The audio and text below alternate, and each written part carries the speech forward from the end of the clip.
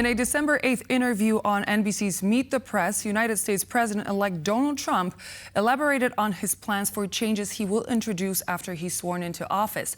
As the next U.S. president's vision for the future is slowly beginning to crystallize, Brussels is holding its breath in anticipation. U.S. trade policies will usher in a period of great instability in global economic governance and will have important implications for the EU. Joining me now to discuss potential impact of the recent statements by President-elect Donald Trump on EU economy is Professor Iain Begg, Professorial Research Fellow at the London School of Economics. Good evening and welcome to the program. Good evening. Welcome to you. So as we're looking at the interview on the 8th of December, there is a quote that particularly stood out for me. And I say, they take advantage of us on trade, meaning the European nations, absolutely terrible. They don't take our cars, they don't take our food products, they don't take anything. It's a disgrace. And on top of that, we defend them. Those were the words of President-elect Donald Trump during his interview. Based on what Mr. Trump said in that quote, but also in the rest of the interview, what consequences do you think this is going to have for Europe?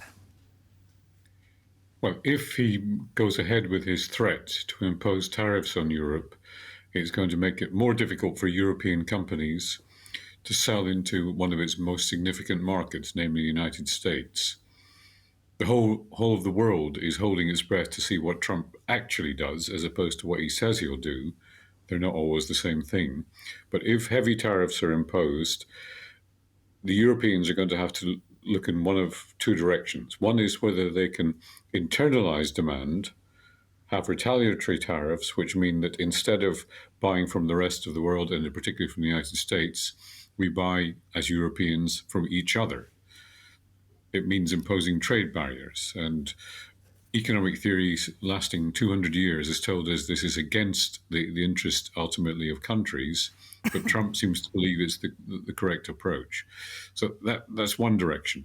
The second is his connection with defense. Countries like Poland, which spend relatively more on defense, may think they're in with a better chance than those like Germany, which have always lagged behind in the way in which they approach defense spending, relying much more on the US security guarantee. And it's clear that Trump is going to revisit what he did in his first term in office, namely to put huge pressure on European countries to raise the amount of spending on defense in order to alleviate the burden on the US. So those two things are going to come together with significant economic impacts. Mm-hmm. Going back to your first point that you made, do you think that the EU could actually engage in a full-scale tariff war with the US? Is it a possibility? Well, there's a third player in this as well, which is China. And it's clear that Trump is angling most to make it more difficult for China. So there are two possibilities for the EU externally. One is to say, right, well, if we are being excluded and the Chinese are being excluded from the American market, at least in relative terms, isn't there some scope for us to work together, that's Europe and China, to try to open markets in a way which benefits both of us? That's one solution. If the EU engages in a trade war with the US, it's hard to tell who will win and who will lose. Certainly, Germany, a major exporter of electric vehicles in the past, is struggling to meet Chinese competition. And if it's also excluded from US markets, you will see a core country in Europe, which has links to other European countries, struggling. And that's going to be bad news overall for Europe. So Europe can engage in a trade war, but the simple message is that there are no winners in trade wars. Mm-hmm. But do you think there's also a real running risk of EU actually being squeezed in between two economic heavyweight powers, such as Washington and Beijing? Well, I think there's an opportunity for the EU to work with China. China doesn't want to be closed because it's a major manufacturing exporter. It imports services and certain high value-added manufacturers. So there is scope for a separate kind of deal to be done by the EU and not just China, but other parts of East Asia as a way of offsetting what might be coming down the road from the Americans if Trump fulfills his threats. But there seems to also be a different solution. For example, we heard from Ursula von der Leyen. She suggested a possible steps to win over the incoming President Donald Trump. For example, increasing the purchases of U.S. LNG gas. Do you think this is something that would be enough to be able to attract President-elect's attention and have him remain and have Europe remain on his good side? Well, I wish I could give you a categorical answer, but I don't think I or anybody else can give you a clear-cut answer because Trump is a deal maker by nature. You could say, yes, he's going to engage in more drilling, therefore be producing more natural gas, which you may want to liquefy and sell to Europe. And if that opportunity arises, he may say, right, you're helping me in both directions, both in my production of gas and in accepting the exports. So I'll be a bit more lenient with you on other forms of trade between us. But Trump is unpredictable, and his very unpredictability is the only thing you can predict about him. Mm-hmm. It's just a matter of time when the 47th President of the United States is going to be sworn into office. We're actually weeks away. I was wondering, once this happens, what are the greatest challenges that the EU is going to face while working with the new U.S. administration? Which areas are going to be the areas where there has to be the most emphasis on? Is it trade? Is it big tech? In terms of economy, what are the challenges? Well, Europe knows that it's lagging behind in big tech. If you look through the lists of top tech companies, very few are European. They come in number 20 in a global list, SAP in Germany, and further down before you get to the next ones. So for Europe, there's a big problem there about trying to revitalize its tech sector. And recently there was something produced in Brussels called the Draghi Report, which is trying to think through how can Europe become a bit more in the game in big tech. And what is your solution to this? How do you think that Europe should actually respond?